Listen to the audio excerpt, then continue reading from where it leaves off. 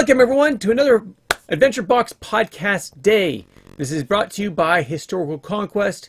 We are a gaming company that produces games based on, you can say it's almost like Pokemon, Yu-Gi-Oh, Magic, with the gameplay of Risk, the board game for world domination, but where every card in the game is historically based, and their abilities are based off their history. And you can read the history on the cards. So, something like this. These are different countries, but where you can actually have the history right here of the country or person, place, thing in history. The abilities are right here, and here's a little demonstration of it. Up here you've got the title and the years that it was around. So, that's to give you a little bit of a heads up of what Historical Conquest is. It's actually expanded now. Now we're doing all different types of history, including video games. And we have a gaming company attached to us called Zogos. It's our sister company. It's a separate company, but it's great because you're able to play video games based on education, but they're not the cutesy little elementary school type. They're middle school and high school type. So, more into that later on, but let's get back to what we're talking about today, which is called cuneiform. Have you ever heard of that before? Cuneiform.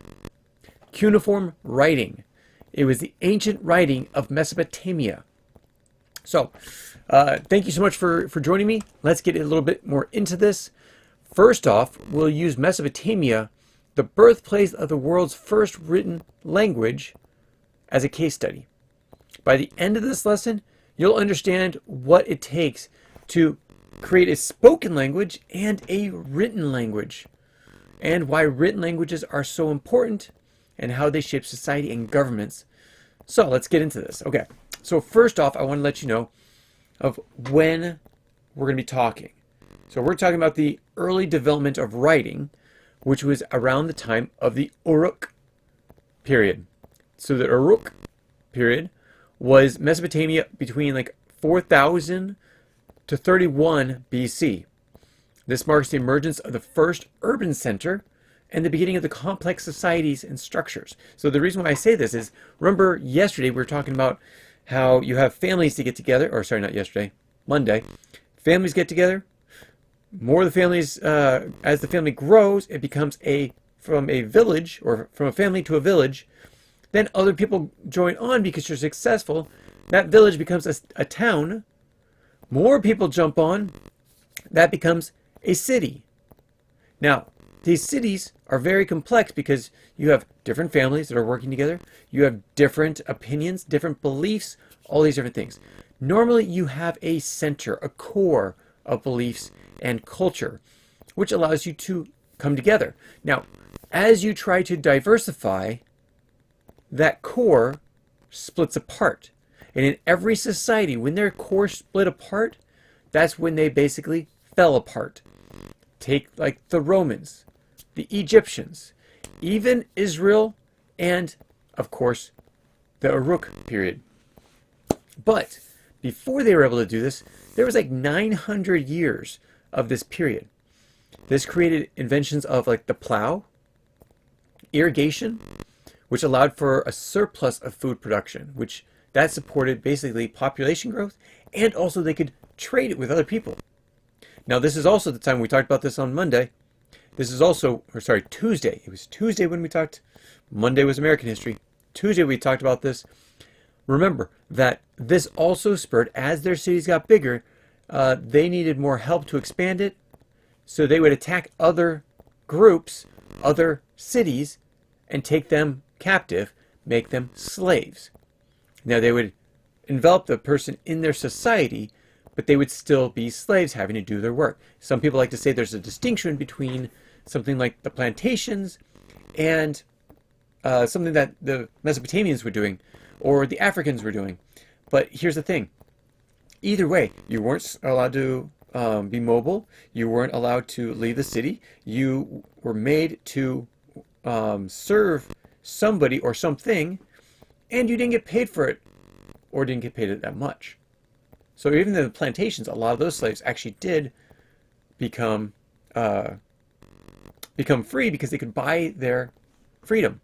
They didn't just buy it from money that they got from a charity. No, they actually had to work in order to earn that money to buy their freedom. Now, some people could have it, depending on the state, and some people could not. But going back to this, Mesopotamia is basically the same thing. Most civilizations that had slavery is based around basically the same thing. Even if they enveloped them into the society and allowed them to come in, as long as it's slavery. Now, servitude was one thing. And some societies actually had servitude, which basically means you served until a certain point and then you were released into society. Now, some older societies would do this because as you lived with this group, by the time you got out of servitude, you'd basically be enveloped in its culture, in its religion, and everything. And why would you want to leave? Africans, when they came over, they started off as indentured servants, much like everyone else. Everyone that came to the United States started off as indentured servants. Even the slave ship, the White Lion, that came over, was taken over by pirates. The pirates came over and sold them into the U.S. They sold them into servitude because there was no slavery allowed in any of the colonies at that time, in 1619. Then later on, it changed. So, and if you want to learn about that, go to the American history. You're going to learn all about it and the history behind it. But here, I'm just giving you a little bit of background into the Uruk period. So this is also monumental architecture was being built. These buildings called ziggurats, and they would have temples on top. So ziggurats are basically large structures, and they place a temple on top for their god to dwell. And if he was close to them, so if he was dwelling in the temple, that means there would be prosperity in the land. Because he'd only want to be in the land if there's prosperity. And if he was in the temple, he was happy with the temple, he would make the land prosper. That was their belief. So the Uruk period is basically when this started. But also, they had to start with creating a way of communication. And this was the first written language. This was called Proto-Cuneiform language. Now, this is it was primarily used for economic recording, like keeping track of economics, laws, taxes, those type of things. Trade, it was significant in trade, and it linked Mesopotamia with the different cities that were all around them and their exchange rates, what you could change for different things, whether it's timber, whether it's metal, precious stones, all these different things. Now, food, if you wanted to trade it, these were the guidelines. And that's what basically the first written law was there in place to say this is what you can buy for this amount. The law was based around the essentials, which was food and other trade. So these developments laid the foundation for the city of Sumer and a broader Mesopotamian civilization. So this was basically a transformative time for human history. We wouldn't have the written language. Strike that. There probably would have been a written language later on by somebody else if the Mesopotamians didn't do it. But because they did it, they advanced so much faster than everywhere around it. So we started off with ancient American, which some of the civilizations did have ancient writing. Then we went to African, which for a long time they did not, and then they started bringing in the written language. Then there was Egypt. They actually are the second of the early written languages through their hieroglyphics. And then we went into Israel, who didn't really keep track of their history until after leaving Egypt. So all these different things put together, this allows us to understand why Mesopotamia needed to have a written language. Now, really fast, let's go over just a easy, basic overview of where the written language came from. So that we had the Proto-Cuneiform, which means the pre-Cuneiform, the early prototyping cuneiform language, which was started around, now some people say it was 3900 BC. I'm going to say about 3100 BC. So somewhere in between there. That's when the writing actually started. But it was really in place around 3100 BC, the Proto-Cuneiform. Now, around the same time of 31 BC, right after or just the same time, we had the Egyptian hieroglyphics. Now, which one actually came first depends on who you talk to. Those that study Mesopotamia would normally say that it was Mesopotamia, but those that study the Egyptian culture and history would probably say it was the Egyptian. and there's a mix in between. So the proto-cuneiform would create these dashes, which would create up their language. That was the early cuneiform. The Egyptian hieroglyphics were more of illustrations, pictorial writings, which allowed you to see exactly what you were getting at. You see an eye, like the Eye of Ra, it was most likely to mean your god, Eye of Ra. If you were able to see a stork or something else, it would be based on that image. Now, I don't know the whole language of the hieroglyphics of Egypt, but that's what it's based off of. Well, next you actually had the other side, what was happening on the other side of Mesopotamia from Egypt, what was the Indus script, the Indus Valley, which is Pakistan and northwest India. Now we're going to go over Indus. We have the Persians, we have the Greeks, we have the Romans, and then we're going to go over back to the Indus period, or Indus region. So India and Pakistan. Okay. After that, now that was about 2600 BC. So these are coming quite fast.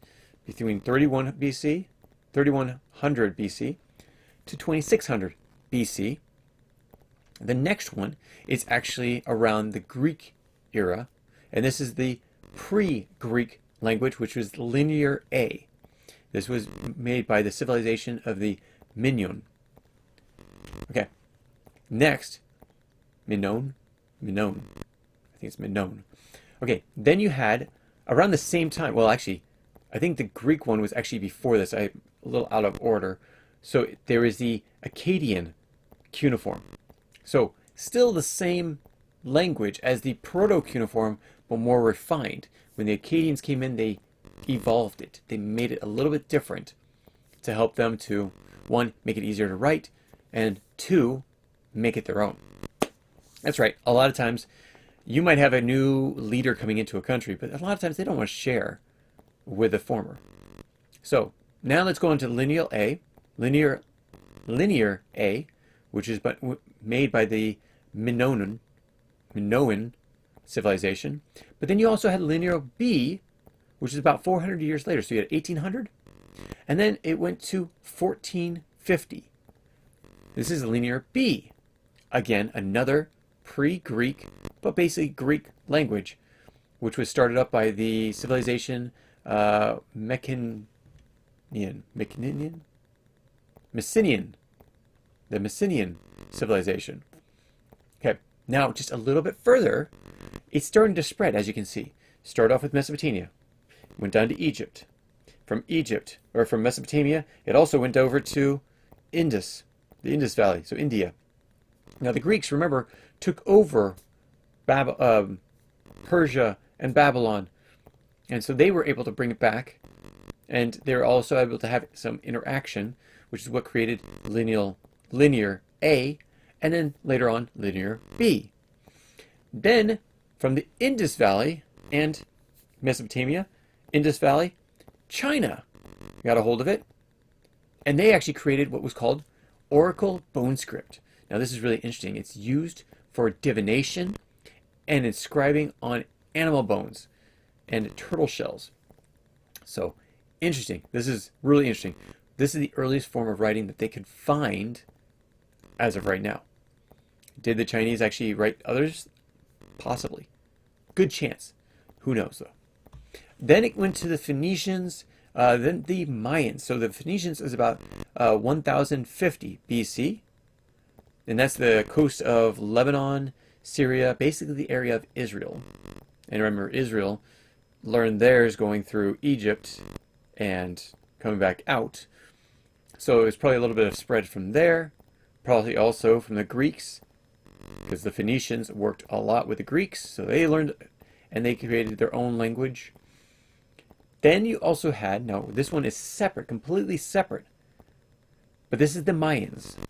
The Mayans have the earliest in the Americas written language that they can find. And these were put on what I keep talking to you about with the codexes. The codexes are their written language. And yeah, usually they're putting on different fabrics, different papers based on bark that you could get, those type of things. So Now, what does it take to actually create a spoken language? So imagine living thousands of years ago. So let's say 5,000 years before us right now. So that would make us around 300 BC, 325 BC. Let's go a little bit further. Let's go 1,000 years further back. 4,000 BC. Okay, no written language that we know of. So during this time, how do you communicate? Now, if you know those that are in Australia, they do it with the Aborigines. They do it with clicks. And they can actually understand each other with the clicks. Interesting enough, you could have the ABCs, you could have clicks, you could have whatever you want. But if you're starting up a language and somebody else is starting up some sort of communication and somebody else understands you and they start memorizing those functions, you're basically creating a new human expression and a way of new communications. And these communications would give you what? Ideas, would express them. Ideas, emotions. I mean, emotions, a lot of that's on your face, but you probably also have sounds, tones in your voice as well. And also, again, like everything I said, every advancement in ancient history is all based on the needs of that civilization. So if they need to communicate verbally, they will find a way to communicate verbally. Every single civilization communicates verbally. Now, here's the question. Here's an interesting part. So they say that, well, we're not going to go right there. We're going to come back to that. Okay, so let's go into the next part. So these are all based on needs, emotions, and such. This is the verbal. And at some point, especially when you're starting to work with others, whether it's trade, or it's laws, or it's just living in the same society, there's going to have to be a written language developed. Now, what does it take to create this spoken language first? Interaction, imitation. These are all things that you're going to do to be able to express. Well, you also have to have shared experiences and common understandings. Because it's not just, I can memorize what you're saying, but unless I have the emotion, like we have slang. I don't know what the heck you guys are talking about when you talk about, that's fire. Is that good or is it bad? Skibbity toilet. No clue whatsoever. I know what it is. I have no clue what that whole thing, why the heck that started up and why people want to watch it. Those type of things. It's like, I have no idea unless we have shared experiences and common understanding. Now, youth these days have their common understanding and their shared experiences. So they come up with these slangs, and us older generations have no clue what sometimes you mean. But that's why we have the common understanding and the shared experiences when it comes to our spoken language. The real spoken language, not slang, English. So, over time, these groups were able to develop that. The same basically goes with the written language as well. So, it's much more deliberate. You don't really make the assumptions because it is written in stone. When you say something, it can be taken back, or it can be corrected, or it could be forgotten. When you write it down, it's not forgotten. Unless that document is destroyed, it's still in writing. So that's why the written language had to be permanent. It basically solidifies, we are a society and these are our rules. We are a society and these are our trade practices. We are a society and these are our religions, beliefs, anything else. They're set in stone, and it allows your civilization to grow and flourish. So, a need needs to be recorded, it needs to be communicated, and it needs to last. So do you do it in a ABCs? Most likely not. Of course, when you're starting out, there is no ABCs. Why in the world would you make these little symbols and put them together in words and put those words together for a sentence? No. If you were start up a basically a primitive language, you're probably going to use symbols that are universal. Anyone can understand them. Whether the Greeks are working with Phoenicians or they're working with the Persians, they know what they are because they're written. Cuneiform was not that way. I'm going to show you a really cool activity at the very end of this, but where you can learn cuneiform. But it was a little bit different for cuneiform because cuneiform was almost like a secret language. It was a Mesopotamian language. It was also the fact that it probably wasn't secret at all. It was more that it was just very primitive, and they didn't know even to use pictures, much like the Egyptians using hieroglyphics. Instead, they used dashes. And these ones had like larger starts. They're like almost like arrows which you put together because of the way that you move your tool. So let's go through the steps of creating a written language. So now Mesopotamia, again, it has these little dashes and such. You can use those. Or you can create a symbol. Now this is an activity for all of you to try out. I'd love to see what you come up with when it comes to creating your own language. It is very hard and it takes a long time to do. If you have the time to do it, to try it out, I'd love to see it. Create your own ABCs. Or, again, that's based off of English. But say we're actually speaking English and there's no written language. Here's your assignment. Try to create a way that you can actually create a written language off of English without it being written down already. So there's no ABCs. There's no, you have to figure out, using English, how to write it down without using the ABCs. That's pretty hard, right? So the first thing you want to do is you want to decide whether symbols represent sounds or whole words or ideas. So like hieroglyphics, they were whole words.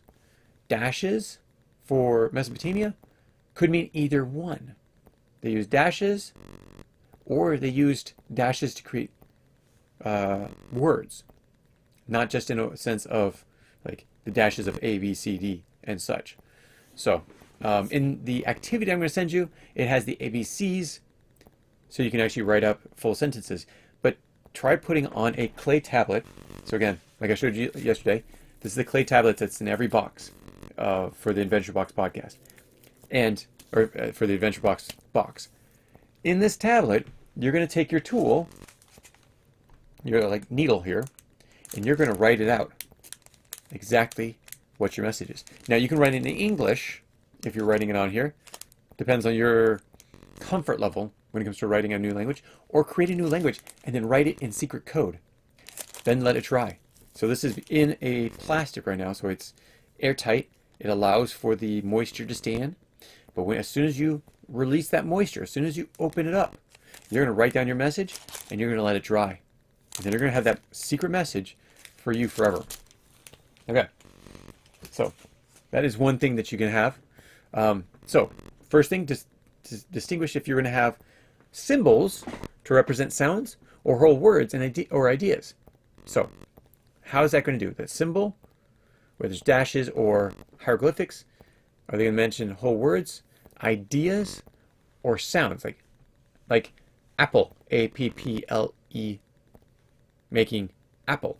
Okay, next thing, standardization. Make sure everyone in the community understands that the use of that symbol or those symbols are in the same way. That everyone's using the same way, so there's not miscommunication. Now, you're going to find, it's like when you're teaching something, telephone. You're going to tell someone, they're going to tell someone else, and this is where like slang comes in, or miscommunications, or even abbreviations. People change it because of their comfort level. So you have to make sure that the society is actually keeping what you have created in your language. The next thing, recording. You have to develop tools like a stylus. This is a clay needle, basically a stylus that you can use to inscribe. There's no pens, there's no pencils, there's no lead, there's no ink. They write this straight into the clay or the material. If it's stone, they chisel it. If it's metal, they scratch it in. All these different ways, there's different ways of getting in there. The written language in ink doesn't come for thousands of years later. Okay, yes, I can actually say thousands of years later, before or after cuneiform. The next thing is teaching others how to use the system. Now, This also comes to the fact of standardization, so the community understands it. But this is where you're not just teaching the first people that use it, you're teaching the next generation of how to use it. They become your scribes. They are able to pass it on. But you have to teach the next generation or it's not going to stick around. So, use your stylus, use your clay tablets, you teach others. This is the way that the written language is started. So in Mesopotamia, this is just an example, early symbols were used to represent goods like grain and livestock. These are the dashes. Over time, these symbols became more abstract, evolving into what we call cuneiform. So the first start of it was much different than what it turned into. Okay, now let's go into the basics of cuneiform. I said it's around 3900 BC to 3100 BC, somewhere in there. Now this is probably the development of these little symbols mean this. And then coming into cuneiform, it was these words mean this. So simple drawings of objects like loaves of bread or sheep, that was usually how they did it in the very beginning. But by 3100, that's when it had changed to become cuneiform, what we know as cuneiform. So early symbols were used, and then over time it became more pictographs, much like the Egyptians, and it changed. Now these pictographs were used by, and now I have a stylus for you guys, but they actually used wedge-shaped tools. They were like stylus, but they had wedges so that they could write it in a certain way, because you need it in order to. The wedges are what made the cuneiform, so it's a little bit different. You can create these wedges in the cuneiform form, but it's a little bit different. This is why they use the wedges. Okay. Next thing is what it took to develop the cuneiform. So tools, they had clay tablets, and they had reed stylus. Again, these stylus had wedges to create them, not points like what you're going to have for me. The next thing is you had to educate your people. Scribes were trained in schools to learn cuneiform. Not everyone wrote in cuneiform, but everyone spoke the same language. So that was spoken oral communication. And then the scribes are the ones that learn cuneiform in school. Now, in order to become a religious leader or any other type of leader, you wanted to know cuneiform. You did not have to be a scribe to be a leader, but you did have to be you did have to learn cuneiform. So this was a specific, specialized skill. And as a leader, you want to be able to read what was written because you want to be able to check their work. So you had to learn these things. And this would create a refinement of cuneiform, evolving, which is why at the beginning we talked about the proto-cuneiform, and then we found the Akkadian cuneiform. Okay, the next thing that was very important with cuneiform is it was important for a written language and a society. So if you come in, you tell everyone, these are the rules. Just like telephone, every time you tell another person, it's going to change. And it's going to change. You write it down, it's in law. Now later on, we're going to get to this in the future, but the greatest example of this written language is the Code of Hammurabi. That's something that everyone's heard of, most people have heard about. But there's actually codes written down in clay well before it.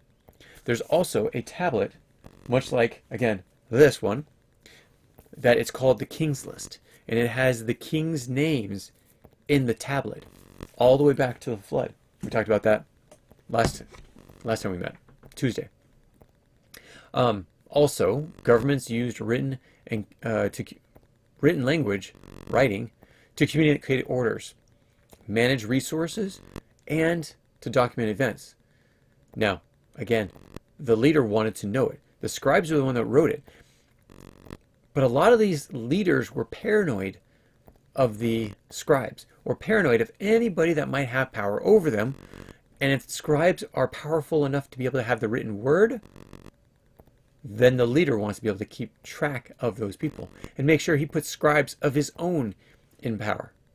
Okay, so why was written communication, why is it so important to society? So first off, Cultural preservation. Beyond the laws. We already talked about that. Beyond the laws. Other ways that written communication are so important. Cultural preservation. This is a big thing because you have languages, you have myths, you have stories, you have beliefs. Now all these things are passed down from generation to generation by oral speaking, telling stories orally. The problem is, again, like everything else, those get changed over time, which is why the people wanted to write them down. The people in control wanted to write them down.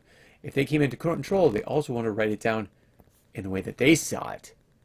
So they would dictate it to the scribes. The scribes would write it down, and then the leaders would check it. Other reasons, education. There was no ability to educate if you didn't really get to write it down, minus hands-on experience, which is great, but written experience is also really good because this allows you to do scientific ideas, mathematical principles, medical research and practices.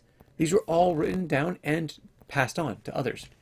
Now also, if you're working with somebody else, you're working with another society or your next door neighbor, you want to have it to become for your trade and diplomacy as well. You did not want to say it and then the person say, no, you told me this. No, I said this. If it's written down again, it's not changed. Other things that you can use it for, religious practices, art. I mean, art's a big thing, especially back in Mesopotamian times and such. And control and power. We've talked about this ever since I started this podcast. You were the most powerful if you were able to control what was written. So, today we've seen how written languages revolutionized human history. But from its beginning,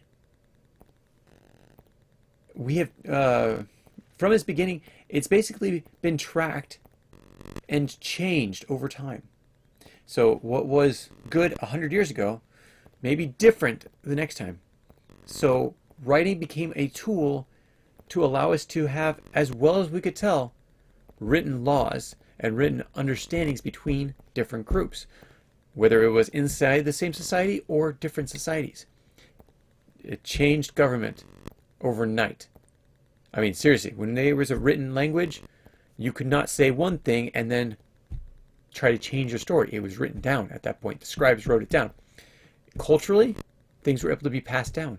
Communication was a lot better. In Mesopotamia, cuneiform allowed societies to organize, grow, and thrive because they had something that they could write down that was permanent.